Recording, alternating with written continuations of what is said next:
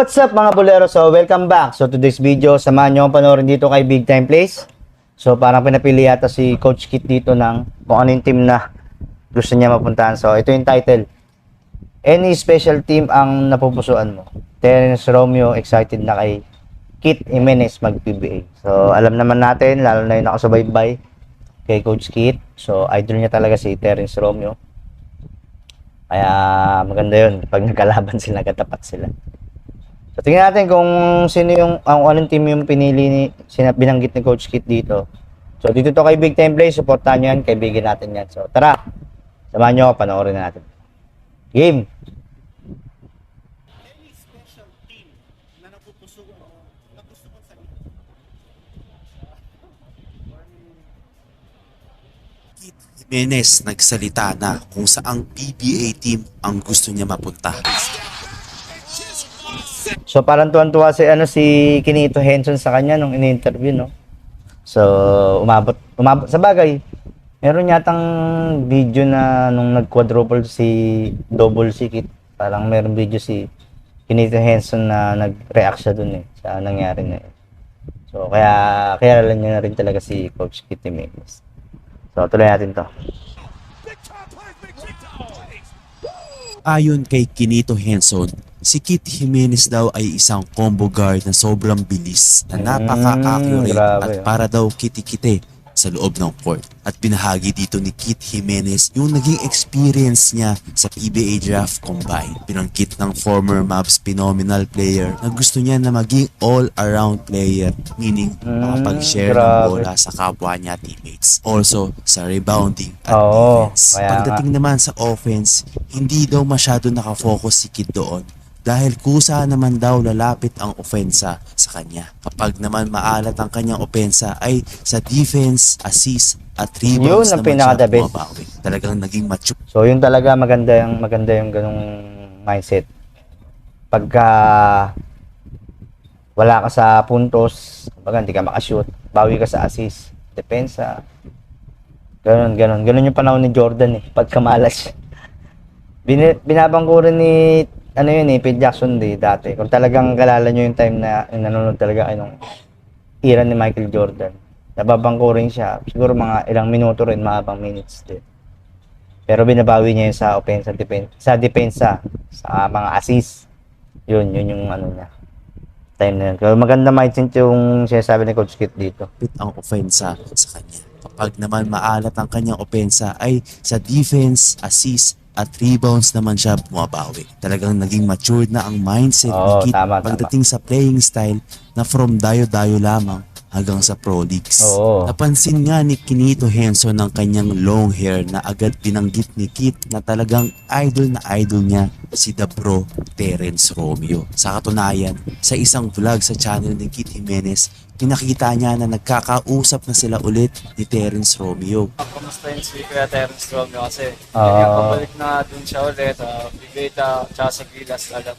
So namusta ko siya. Siguro naman next week na magre-reply siya kasi alam mo busy siya. Pero nagkakausap talaga kami ni Kuya Terence. Kaya paniguradong kaabang-abang ang Oo, matchup totoo ng yan. dalawa kung Maganda sakaling matchup yan. madrap sa PBA si Kit Jimenez. At tinanong nga ni Kinito Henson kung sino ang iniidolo niya sa coach sa PBA. Meron siyang dalawang binanggit at yun ay si Coach Frankie Lim na naging coach niya pala sa Perpetual Perpetual. Atlas Oo. noong college days niya at si Coach Yeng Giao.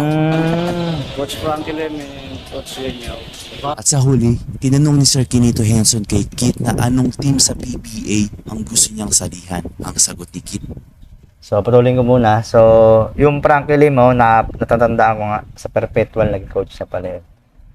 Parang coach yata ng Index. So, pwede siyang doon na talaga siya papunta. Kasi kilala na siya nahawakan na siya ni Frankie Lim konting adjustment na lang siguro sa team gelling niya. Chemistry na lang ng mga ka-teammate niya. So, ayun, mapipit na siya doon. Tapos si Yeng Giao siguro kaya niya pinili kasi kilala si Yeng Giao na kumukuha ng player na hindi superstar Tapos doon niya papangatin. Marami siyang napakita ng ganung player na sila Junti Valenzuela yung panahon pa dati. Jim Welter yun, nung umakyat sila ng Red Bull yung sa PBA. Jimel Torion, si Junti Valenzuela, si Lorde Tugade. Basta yung team ng Red Bull na yun. Tapos yung mga hinawakan niya, itong Red Bull pa rin ba or Rain or Shine. May mga player talaga siya na hindi kilala, tapos bigla niyang may lalabas yung laro. Kaya siguro gusto ni Coach Kit dun. So, tuloy natin to. Ay NLEX at Ano? Rain or Shine. Okay. Coach Frankie Lim, Coach Lenyo. At sa huli, NLEX. tinanong ni Sir Kinito Henson kay Kit na anong team sa PBA ang gusto niyang salihan. Ang sagot ni Kit ay NLEX at Rain or Shine. Good decision. Sa akin, kahit saan naman ako mabagsak, pero for me, NLEX Rain or Shine. Para sa akin, nice Tama pick yun, ang tama yun. sinabi Oo, ni Kit. totoo yan. Dahil nga sa pagkawala ni Kiefer sa NLEX ay kailangan talaga ng NLEX ng playmaking na may scoring na magiging kapalitan ni Kevin Alas. Sa Oh. katunayan nga, binahagi ni Kit Jimenez sa channel niya na in-invite Oh. siya ng NLEX para mag-practice Napanood para ko sa to. kanila. Nabanggit ni Kit na ang idol niyang coach ay si Coach Yengyao at gusto niya din mapunta sa Rain or Shine. Wala actually.